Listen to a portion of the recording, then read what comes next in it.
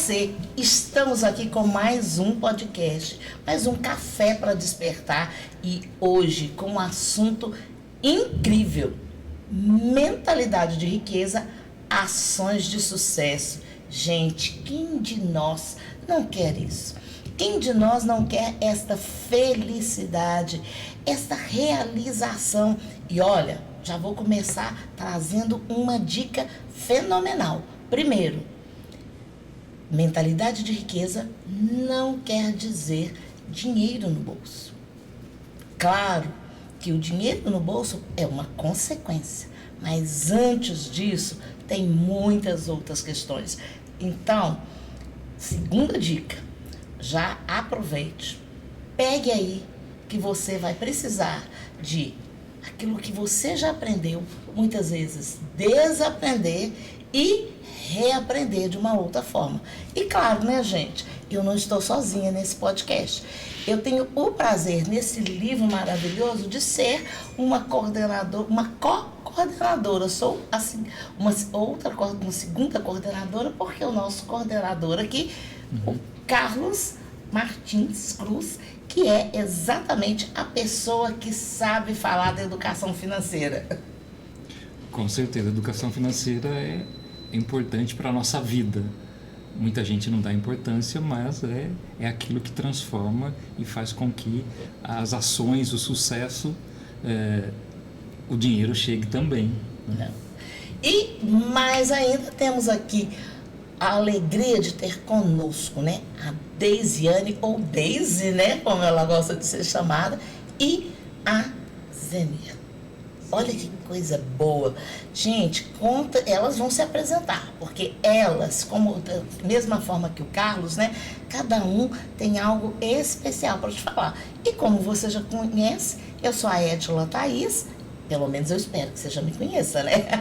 E sou neuropsicanalista, sou mentora de líderes e acredito que liderança e empreendedorismo caminham junto com a educação financeira. Então agora, bora cada um se apresentar, falar, inclusive, o que foi que te fez apaixonar pela educação financeira? Bom, eu sempre trabalhei na área financeira. Comecei minha carreira trabalhando na área financeira. Mas depois, trabalhando com empresas, com sócios, com tantas dificuldades e tanto sucesso também em empresas, né, percebi que dinheiro não é planilha, dinheiro não é controle, também, mas é também a forma que você pensa, a forma que você vive. Né? Então, não adianta só a gente entender. Aí eu percebi que não adianta só entender de educação financeira e de gestão financeira, mas preciso também pensar na minha mentalidade, né? As crenças, aquilo que eu acredito que faz com que eu tenha dinheiro ou não tenha dinheiro, que eu tenha sucesso na gerência, na gestão financeira ou insucesso. Né? Então, é isso. E aí, isso que fez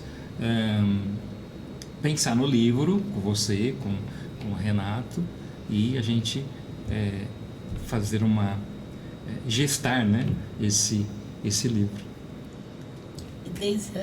Deise foi uma das primeiras pessoas, pelo menos assim, né? Não uma das primeiras que entraram, mas aquela que comprou a ideia, que foi muito gostoso. Conta pra gente o que foi isso. E, gente, Deise está lá da Bahia. Olha que delícia, gente. Nós temos nesse livro, para variar, né, essa variedade de pessoas de todo lugar do Brasil. Conta pra nós, Deise. Foi muito bacana, assim, quando o Carlos entrou em contato comigo e apresentou a ideia do livro e tal, o que é que o livro dizia, eu falei, meu Deus, eu me conectei muito, porque tem tudo a ver com o que eu penso, com toda a minha jornada, não digo nem só profissional, mas da minha vida, né, desde criança até quem eu sou hoje, a questão de mentalidade. E a gente, né, as pessoas associam muito que mentalidade de riqueza, você tem que ser rico. Ou se você está com problemas financeiros, é porque você não ganha o suficiente, você está ganhando pouco. Mas, na verdade, se você não está gerindo bem suas finanças, é porque você está com a mentalidade errada. Você está com a mentalidade de pobreza. essa questão da mentalidade, ela sempre foi objeto ali das minhas perguntas e questionamentos desde criança. Eu venho de uma cidade, né, ela é próxima a Salvador, né, não está na capital, região metropolitana de Salvador, mas é uma cidade pequena, é uma cidade que eu até falei no livro, né, já dando um spoiler,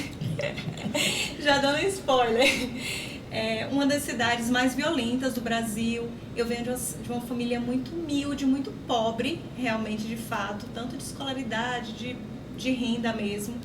E eu, desde criança, me questionei o porquê. O porquê, ou como isso acontece, como é a gestão, como era lá em casa, né? A minha mãe nunca trabalhou, cuidou do lar, meu pai era o provedor. E todas as questões que estavam ali envolvidas, né? Dívidas, brigas, conflitos familiares. E foi, eu acho, né, refletindo, né, foi ali que começou a minha indagação. Logo depois eu fui fazer administração, só que até então ainda não estava pensando nas finanças. Eu falei assim, vou para uma área lógica, né? Vou para uma área matemática. Achando que finanças é racional e matemático, né? Vou para esse caminho. Chegando lá, comecei a fazer atendimento, minha jornada, né? Profissional na área de gestão empresarial. Né? Agora que eu atuo com mentorias, né? Abri aí o leque, mas toda a minha trajetória foi com empresas e eu achei que o lógico, o racional, as planilhas, né? Resolviam. Eu chegava com planilha e eu explicava e eu vi que faltava alguma coisa ali, não era só planilha. É a mentalidade, são as nossas crenças, é o que a gente acredita, são as nossas emoções, é tudo que a gente viu, ouviu, sentiu ali, tudo que foi nos falado desde criança, e ali compôs ali dentro da gente a nossa mentalidade. E muitas vezes, até quem tem dinheiro não tem uma mentalidade de riqueza, por isso que perde ou sempre está no ciclo da dívida. E quem está com mentalidade de riqueza, mesmo não tendo dinheiro, são esses que prosperam. Sim, porque tem uma vida diferente, né? A pessoa que tem uma mentalidade de riqueza, ela age diferente, né? Por isso que o próprio livro, né? Ações de sucesso.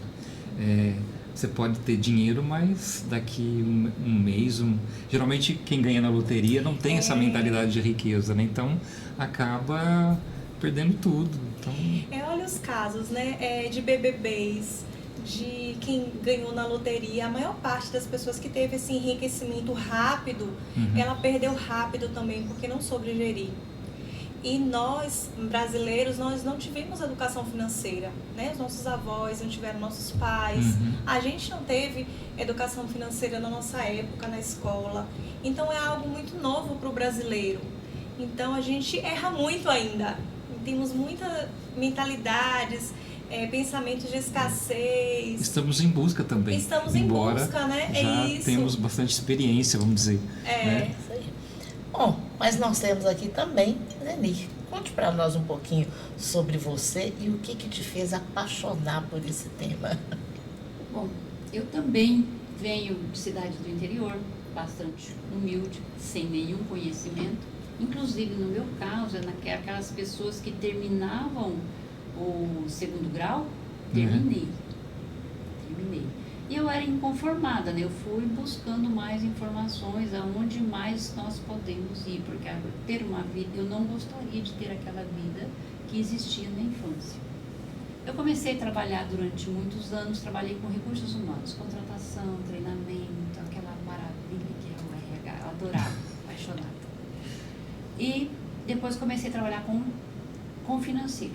Eu trabalhei por 12 anos no Sebrae como consultora financeira de empresas. Mas antes disso, eu comecei a preocupar com as minhas finanças, que eu era daquela que utilizava o limite do banco, que complementava o salário com o cartão de crédito. E quando a ficha caiu, o dia quando a empresa entregava para a gente os informes de rendimentos, que eu olhei aquilo ali e falei, onde que foi esse dinheiro? Para onde foi esse dinheiro? Aí eu comecei a pensar alguma coisa, está errado, eu preciso guardar alguma coisa. Então comecei a buscar, mas isso levou muito tempo até a gente se organizar. E eu já comecei muito tarde também, né? Despertei para isso muito tarde. E trabalhando, ajudando as pessoas, amigos, família, um colega de trabalho, organizando as finanças dele, organizei as minhas, organizei das pessoas. Então você vai pegando gosto e olhando o resultado. Quando eu comecei a trabalhar, quando eu comecei no mundo empresarial e principalmente no Sebrae atendendo empresas, eu percebi que eu precisava cuidar das finanças da empresa e também das finanças do empresário, da família, porque senão ele ia quebrar a empresa. E foi aí que começou essa paixão pela educação financeira. Porque você vê o resultado, você vê o brilho, você vê a descoberta. É aquilo que muitas vezes pra gente é o óbvio, mas é preciso falar o óbvio. E ver essa bagunça que as pessoas fazem com as contas da empresa ou da família. Então é algo gratificante. E participar de um livro é uma maneira que você pode divulgar, você pode falar, levar mais longe aquela mensagem. Você falou uma coisa aí, e eu me lembrei, como funcionária pública, eu me lembro uma vez que eu fui, a prefeitura de Belo Horizonte tinha trocado, né, o banco que a gente iria receber. E eu fui fazer o cadastro lá no banco. E aí a gerente me fazendo as perguntas, ela virou para mim e falou assim, quanto que você recebe? Aí eu sei que eu devo ter falado assim, vamos supor, 5 mil reais. Ela virou para mim e falou assim, vocês funcionários públicos são tão gozados, né? Eu olhei assim, por quê, né? Ela falou assim, vocês colocam tudo arredondado. E aposto com você que isso não é o valor. Você está me dando o seu salário líquido, você não está me dando, não é o bruto, né? Aí eu olhei para ela e falei, verdade. E isso me chamou a atenção. Foi a primeira coisa que eu comecei a me chamar a atenção de cuidar diferente das minhas finanças e tudo mais. E depois, quando eu comecei, quando eu me aposentei e vim ser mentora, a primeira coisa que eu percebi nas pessoas foi que quando você chegava a certas coisas, falar certas coisas, não só em função de dinheiro, mas até em função, né, de poder chegar num cargo de liderança e tudo mais, você via aquele baque assim, do merecimento. E muitas vezes a forma que as pessoas se sabotavam era a desorganização, né? É não ter essa noção direito. E eu comecei a falar para as pessoas o seguinte, olha, o fato de você ignorar não quer dizer que não existam problemas. Então, a gente precisa de trabalhar esses problemas e todo mundo acha que a educação financeira vai ser corte, né? Então, vou ter que fazer corte. Conta para nós agora, vocês que vão falar para mim e para nós aqui, né, gente? O que é realmente não sentir essa questão de perda, de cortes, mas qual que é a alegria de ir crescendo nessa? Eu vejo assim que cada vez mais que a gente entende educação financeira, trabalha com educação financeira, a gente percebe que dinheiro não é planilha, mas dinheiro é sentimento, dinheiro a forma que você vê a vida, né? Mesmo porque também tudo aquilo que a gente recebe da nossa família acaba ficando, a gente duplica, a gente faz, o padrão volta e a gente acaba naquele mesmo comportamento, né? de escassez, de medo, de não enfrentar a vida, né? Então, às vezes, o dinheiro vem, acaba sumindo. A gente não tem a capacidade de segurar o dinheiro, porque não está em nós, né? Então, as crenças que elas tomam as famílias e a gente também, né? Então, cada vez mais que eu trabalho com educação financeira, eu vejo, olha, realmente dinheiro é uma coisa que vem de dentro. Né? Então você precisa, o fato de você controlar o seu dinheiro é uma forma exterior de você atingir o sucesso. Mas o sucesso vem primeiro na mente, né? Primeiro dentro. Então, eu acho isso super legal porque não é simplesmente cortar a despesa, né? Mas é cortar alguma coisa que está lá dentro. Que está lá dentro, um padrão errado que está lá, um comportamento errado que está lá embutido e precisa ser expulso de lá. Ó, Zeni falou uma coisa que eu gostei. Mudança de hábito. E qual que é o desafio de mudar de hábito? Como é que é isso? É interessante a sua pergunta, porque mudar um hábito não é fácil. É preciso você criar a repetição daquele hábito para adquirir uma rotina, para virar uma rotina na sua vida. E como é muito comportamental, a mudança de hábito ela tem que ser... que é gostoso gastar. Uma delícia, né? Nossa, é uma beleza você compra, né? Depois olhar a fatura não é bom, mas é gostoso gastar. Então o que a gente faz? Eu preciso trocar um hábito prazeroso por outro hábito que tenha que trazer prazer também.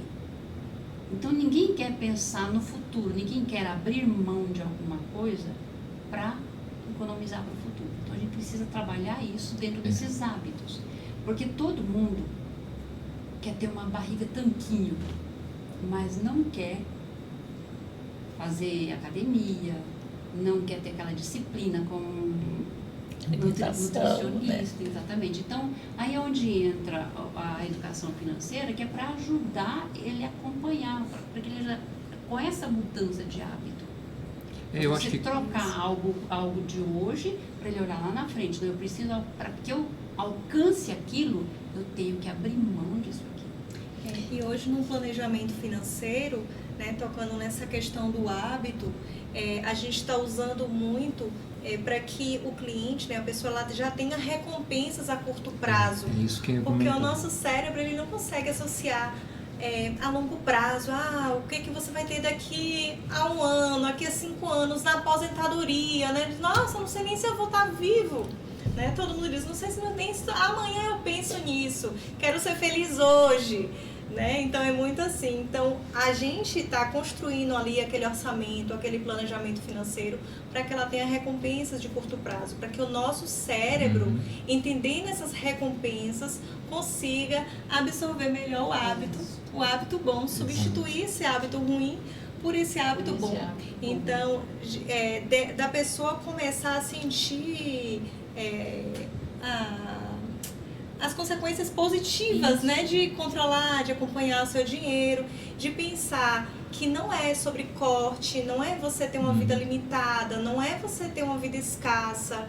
Planejamento financeiro não é corte. É saber gastar. É saber gastar, não é deixar de gastar. Então todo mundo que gosta de gastar vai dizer, nossa, eu quero gastar. Então todo mundo foge do planejamento financeiro, né?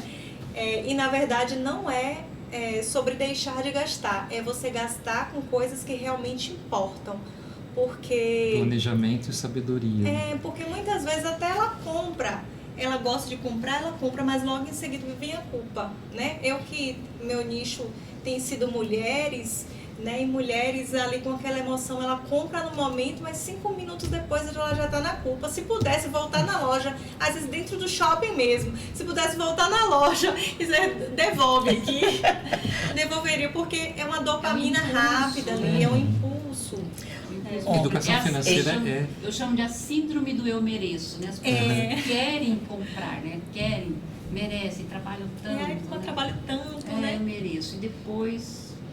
É neurociência, né? Totalmente Exatamente. Você sabe que eu estou pensando aqui, que nas minhas aulas de psicanálise, quando eu trabalho, né, id, ego, super ego, o que a gente quer fazer, né, como é que ele se controla, eu falo o seguinte, gente, imagina, né, então eu falo, mulher passando na frente de uma loja de sapatos, e ela tem lá, né, eu fui para comprar mas ela olha a questão de... um par de sapato é 100, 2 é 150. Ela fala assim, meu Deus, aí vem o eu mereço, e ao mesmo tempo que ela ficou apaixonada, ela faz o quê? Ela fala, mas eu já tenho tantos, né? Então eu falo que, na verdade, a grande questão não é você comprar ou não comprar. Porque se você compra, mas chega em casa e fala, ou às vezes até chega lá no shopping e fala, não, eu queria mudar. Ou chega e fala assim, vou esconder para fulano, meu marido não ver, para minha filha não ver, ou vou esconder, só vou usar depois que eu comprar. Você levou a culpa. Você satisfez o desejo da hora, mas levou a culpa. E se você comprou mas ficou na cabeça, devia ter comprado o outro, devia ter comprado, também levou a culpa. Então, existe uma questão que, dentro de tudo aí, que eu acho que, eu falo que é sempre o nosso poder principal, que é o nosso poder de escolha. Mas para a gente escolher bem, a gente tem de ter o quê? Um porquê, né? Eu brincava quando eu tinha equipes de estagiários comigo, eu falava assim, olha, vocês têm de gostar do que vocês fazem. Se vocês não gostarem, isso não tem valor. Então, quer dizer, a gente aprende a dar valor àquilo. E quando eu comecei com coach, né? Eu comecei com coach de carreira. E foi muito interessante que quando as pessoas chegavam, elas falavam, eu quero fazer coach por quê? Eu tô fazendo porque eu quero ganhar mais. Eu falei, olha, deixa eu te contar. Ganhar mais não é um desejo. Porque você vai ganhar, mês que vem você passar a ganhar 500 a mais, 1.000 a mais, você pode ganhar 5.000 a mais, daqui a 3 meses, isso já está incorporado ao seu salário e você vai querer ganhar mais. Então, o que é o seu objetivo? De novo, a gente vem com as escolhas. E é isso que ajuda a gente a mudar a cabeça. Né? Os viés, é a parte comportamental, né? A economia comportamental hoje já trabalha isso, né? Porque o fato desse exemplo que você deu, comprar 1 por 100 e 2 por 150, estou fazendo a minha economia. Vou economizar. Então, isso acaba levando as pessoas a você misturar crença com os vieses emocionais e efetuar um gasto que não deveria, que não era. E também aí entra o merecimento, tanto o merecimento quanto o desmerecimento. Né? Muita gente fica na pobreza porque acha que não merece, então não vai atrás de aprender educação financeira, não tem medo de fazer gestão, né, financeira, então porque não acredita que merece. E outros acreditam que merece muito e acaba gastando mais. Então, é um pouco disso também. É uma coisa muito interessante que você falou, 2 coisas, na verdade, que eu fiquei aqui pensando e que eu vejo muito na prática. É a questão do propósito. Eu falo para todas elas, quem está gastando demais, quem está sem rumo, sem direção, ou está com endividamento, ou está nesse sentimento de culpa, de insatisfação, por mais que você ganhe, por mais que o seu salário dobre, logo em seguida você está insatisfeita. Eu venho observado que é falta de propósito. Então, quando o seu dinheiro está indo para qualquer lugar, ou quando você está aí se endividando, ou quando compras fúteis ali vão tomando ali o seu dia, né? A gente sabe, né? Sei lá, você não está bem, são questões emocionais, né? Você tapar vazios, é falta de propósito. Então, quando a gente não está com o nosso propósito alinhado, com o nosso foco do que você quer para sua vida, para sua família, o que te faz feliz, o que você quer fazer é viajar, é comprar isso, é trocar de carro, quando isso não... o que te move, quais são os seus valores, é família, é filhos, o que é que te move, e isso não está alinhado, seu dinheiro vai para qualquer lugar. E você vai continuar nesse ciclo de insatisfação. E uma coisa que você falou no início sobre ignorar, né? O problema não pode estar ali, né? Mas... Eu falei sobre se você tem contas ou você evita, né? Saber quanto que você ganha direito e quanto que você gasta exatamente para falar assim, eu não sei, então eu finjo que não existe o problema, eu né? Não sei. E isso eu vejo muito na prática também. Teve clientes que falou, Deise, eu não quero ver meu extrato. Ela não quer ver. Porque ela não quer se deparar com aquela realidade, que ela não quer se confrontar com aquela realidade, que vai precisar que ela faça ali algumas reflexões do estilo de vida dela, né, do que ela tem feito com a vida dela, né? Às vezes a gente não quer olhar ali para aqueles problemas que estão ali, a gente quer ignorar. Então eu não quero ver, não quero saber, mas ali o problema, ele não vai desaparecer, ele continua existindo. Eu vejo isso até no meio empresarial. Muitas vezes o empresário, ele não quer tomar ciência de tudo que está acontecendo. Ele não quer, mas se eu fizer todas essas contas, eu vou perceber que eu não tenho lucro, mas exatamente por isso que a gente precisa fazer, para saber se precisa fazer alguma movimentação. Qual é o ajuste, né? Onde é que está o gargalo? O que eu preciso movimentar? E às vezes a empresa, os sócios vão querer ver os números só quando a situação está numa situação Muito crítica, né? muito difícil, perdendo dinheiro, o fluxo de caixa está estourado. É interessante essa questão, que a gente já vai até para o final desse podcast aqui, que vai ser mais, né? Nós vamos continuar, viu, gente? Conversar sobre esse assunto, mas é interessante para a gente perceber que tudo isso é mentalidade. Tudo começa na mentalidade. E mentalidade de riqueza significa você se conhecer. Voltamos numa palavra que talvez seja a mais falada hoje em dia e muito temida ainda: autoconhecimento. O que é, e daí isso trouxe algo muito interessante, né? Propósito. O que é, quem é você?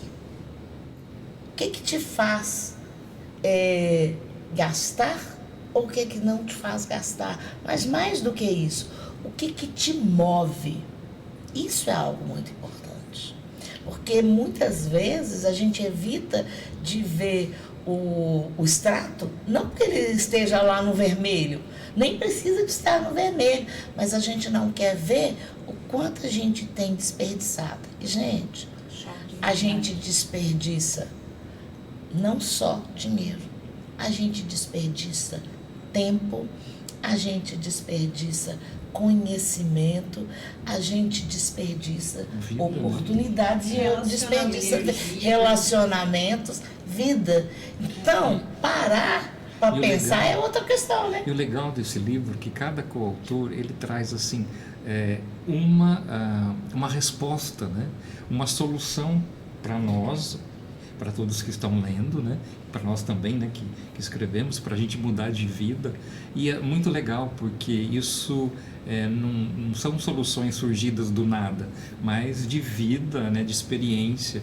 Então, aquele que puder ler o livro todo, quando chegar no final do livro, ele vai falar: olha, eu preciso mudar minha vida aqui, ali, né?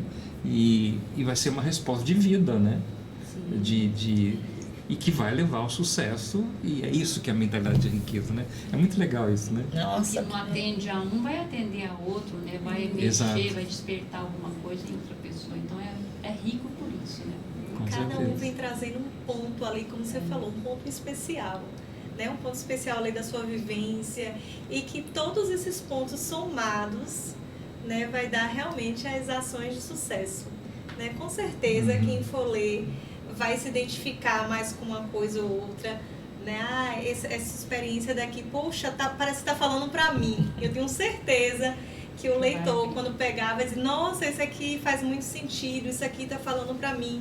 E ele está muito interessante, está em uma linguagem bem gostosa de ler, bem simples, apesar de a gente estar falando ali de finanças, né? Que tem esse tabu também, que falar de dinheiro é uma coisa difícil, né? Matemático, mas o livro ele não traz isso. Ele traz muita prática, simplicidade e de dia a dia mesmo. Cada um também contando uma parte da sua vida, né? Isso é legal, né? Então vocês vão saber um pouco das nossas vidas também.